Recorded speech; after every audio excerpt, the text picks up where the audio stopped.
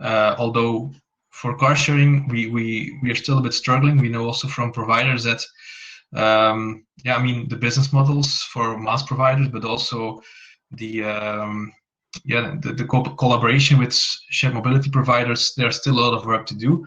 What I can say on this is that together with the physical network, the Flemish government is working on also an application, Hop-in. It will be the same branding as the pillars visible in the streets. And this application should be a public mass platform where you can book all kinds of modes that are available at the hop-in points in the future.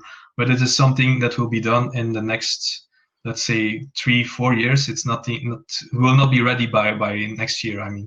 But I think that's quite a good idea.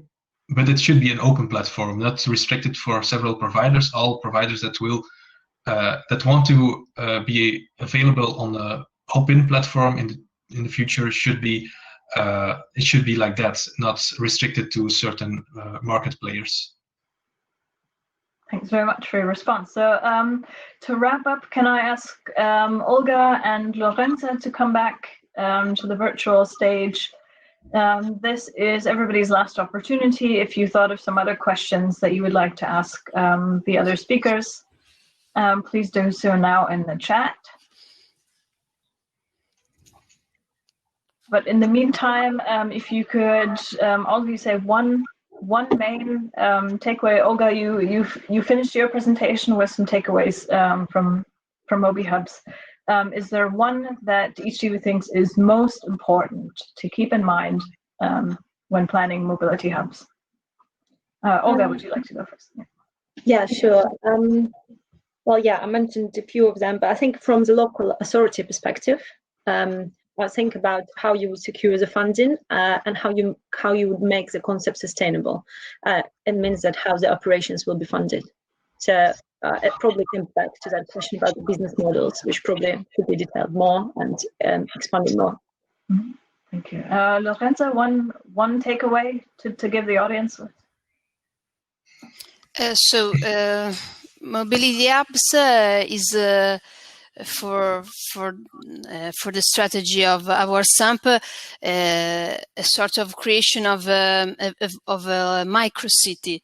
I think we have to look forward to realize this concept, a micro city with all services and functions that can improve sustainable mobility. Thanks very much. And Bram, one final takeaway from you, or giveaway in a sense? I think branding is very important in mobility hub planning.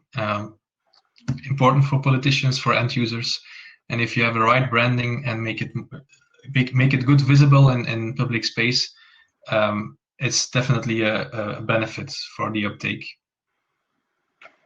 And the takeaway or giveaway from Bremen or insight that I would say is any city looking at planning mobility hubs should be absolutely clear what you want to achieve with the mobility hub. So never plan a mobility hub just for the sake of having a mobility hub.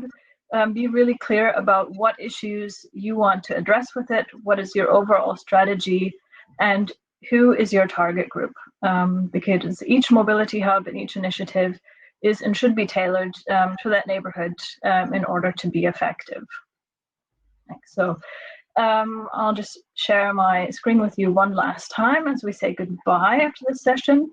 At the beginning, those of you who didn't, we did some historic trivia of historic events that occurred on December 2nd in history, and I hope very much that F applies to all of you. Option F, they were all true of aspects in history today, but that we were able to provide some enlightening insights on mobility hubs, and that they have changed the way you plan mobility hubs or not. If the answer is yes to that has changed, or no, feel free to share it in the chat. Other than that, I wish all of you a lovely afternoon. Stay healthy, stay safe. all the best with your plans for mobility hubs. Maybe we've inspired you to plan mobility hubs in your city. And also enjoy the rest of the conference. Bye, everybody.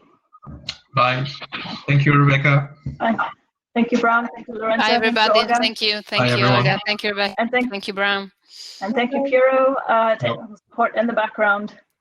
Yes, thank you also for here. Thank you very much. Bye. Thank you all.